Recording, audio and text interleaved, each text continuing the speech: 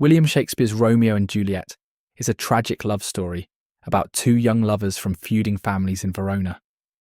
Romeo Montague and Juliet Capulet meet at a masked ball and instantly fall in love, despite their families' hatred for each other. They secretly marry with the help of Friar Lawrence, hoping to unite their families. However, after Romeo kills Juliet's cousin Tybalt in a duel, he is banished from Verona. Desperate to be with Romeo, Juliet fakes her death using a sleeping potion, but Romeo, believing she's truly dead, takes poison. When Juliet wakes and finds Romeo dead, she takes her own life. Their deaths finally bring peace between the Montagues and Capulets, but at a terrible cost.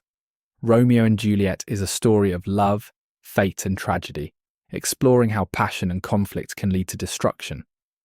Shakespeare contrasts youthful impulsiveness with the rigid expectations of family and society.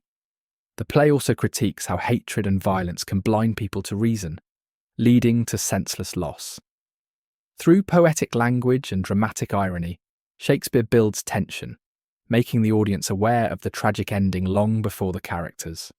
Though written over 400 years ago, the themes of love, rivalry, and fate remain relevant, showing the power of emotions and the consequences of unchecked conflict.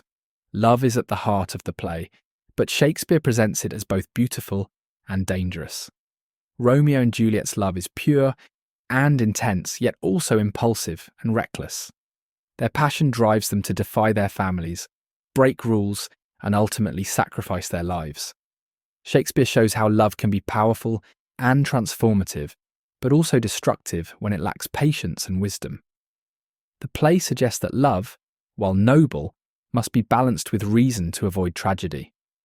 Fate plays a major role in Romeo and Juliet, as the lovers are described as star-crossed, meaning their destinies are doomed from the start.